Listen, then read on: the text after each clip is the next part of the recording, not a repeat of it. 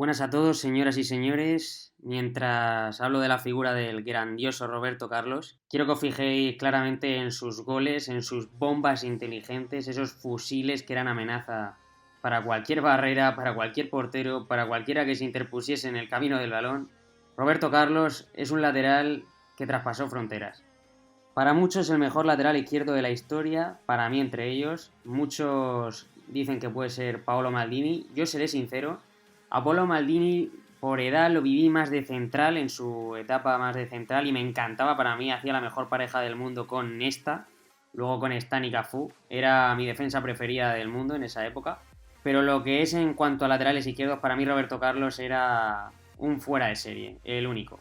Roberto Carlos no destacaba por una gran defensa, si bien la suplía con su gran poderío físico, esa velocidad para corregir, al cruce, era agresivo, pero sobre todo destacaba por esa potencia, tanto en su carrera o conduciendo el balón, como en su disparo, y luego era un lateral que gracias a ese poderío físico recorría la banda una y otra vez sin mostrar cansancio en ningún momento. Era un físico prodigioso, todos nos hemos fijado alguna vez en la figura de Roberto Carlos, esos gemelos imposibles, esos cuádriceps de otro nivel, de otra galaxia, y lo transmitía también en su juego. Roberto Carlos era una amenaza continua para cualquier equipo. El lateral izquierdo era un aval ofensivo impresionante, era un caudal ofensivo. Recorrer la banda Roberto Carlos, centros, disparos, esas faltas que lanzaba Roberto Carlos que estaréis viendo en el vídeo, estaréis alucinando con algunos de sus efectos. No solo los famosos, yo había algunos de los goles que salen en el vídeo que no conocía. Evidentemente el golazo a Francia con Brasil, ese efecto imposible, o el golazo al Tenerife casi desde el córner, en carrera, sin ángulo. Pero hay algunas faltas con un efecto impresionante que yo no conocía de Roberto Carlos. Una en su etapa más joven, en Palmeiras, y otra que tampoco recordaba con Brasil. El caso es que Roberto Carlos se formó en el São João de Araras, equipo al que después pasaría ya a un Palmeiras. Ese Palmeiras, en el que milita Roberto Carlos, gana un par de campeonatos paulistas, el Campeonato Nacional de Brasil y el torneo Rio-São Paulo. El caso es que en 1995, Máximo Moratti, presidente del Inter, se hace con las riendas del equipo neoachurro y entre otras apuestas ficha a Paul Ince, Javier Zanetti y a un joven lateral brasileño llegado del Palmeiras. Ese era Roberto Carlos. En sus primeros partidos Roberto Carlos deslumbra y se destapa como un goleador. Potencia, magia y samba brasileña para la banda izquierda, algo que en Italia a lo mejor no estaban tan acostumbrados por aquella época. Sin embargo, los resultados no acababan de llegar y Hodgson, que asume las riendas del banquillo del Inter, decide acabar con Roberto Carlos. Roberto Carlos dice que Hodgson le destruye, que le hace jugar en el centro del campo y que así no podía tener ninguna oportunidad de jugar con la selección. Y en esa época había Copa de América, la del 97.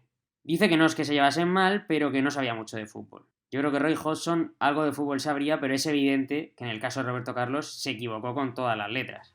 La afición del Inter lo adoraba, pero Hodgson no era de la misma idea, y es que para el entrenador británico, Roberto Carlos era demasiado indisciplinado para jugar en el carril zurdo.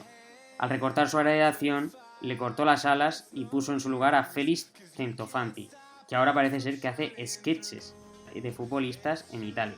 Roberto Carlos confiesa que habló con el presidente del Inter y le pidió que le dejara irse. Ahí aparece la figura de Capello, quien dice Roberto Carlos es el entrenador más importante de su vida. Por él consigue llegar al Real Madrid, y en el Real Madrid se convierte en leyenda. Se hace grande y es que hasta hace apenas unas semanas era el jugador extranjero con más partidos de la historia del club blanco, 527 partidos, ahora ha sido superado por Karim Benzema. Con el Madrid conquista títulos, 13 en concreto, entre los que constan 4 ligas, 3 Champions League, como este último Real Madrid que gana 3 seguidas.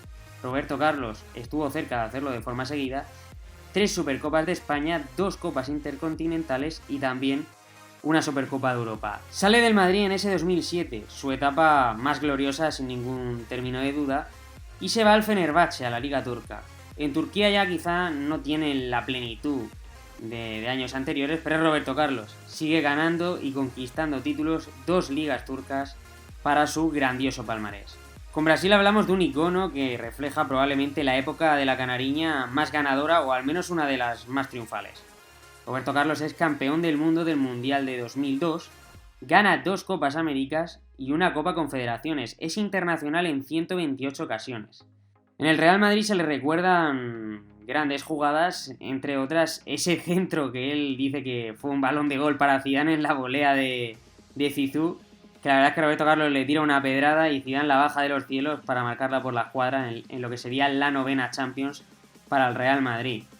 Roberto Carlos deja misiles teledirigidos memorables para la historia. Algunos los estudiaron la ciencia, incluso científicos se adentraron en el mundo del fútbol porque no entendían cómo Roberto Carlos conseguía dar ese efecto endiablado al balón en la falta que le tira a Fabián Barthez en un amistoso justo antes del Mundial del 98, del que hablaban ya podía ser la posible final que luego sí sería y que ganaría la Francia de Zidane.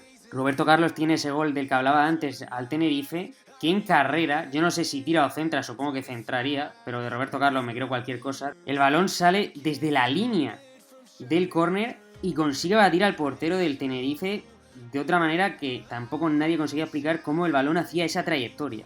Roberto Carlos ha metido goles desde cualquier distancia, de todos los colores, uno de los mejores lanzadores de faltas de la historia, con permiso de Juninho Pernambucano, entre otros, o Pantic. Y Roberto Carlos también era mágico por esas faltas, con respecto a que todos nos imaginamos que había muchos atacantes contrarios o rivales que no se atrevían a ponerse en la barrera, y Roberto Carlos generaba pavor en los porteros también, y muchos intentaban incluso ponerse a escribirlo, porque sobrepasaba todo, era capaz de cosas que ahora mismo son inimaginables. El futbolista brasileño, en su época más decadente, ya no estaba en la plenitud física que podía lucir en el Real Madrid, se va al Fenerbahce, equipo de la Liga Turca. Y en la Liga Turca, sin ser su versión más top, más prime, por así decirlo, Roberto Carlos gana 2 títulos ligueros, que se dice pronto, para aumentar ese palmarés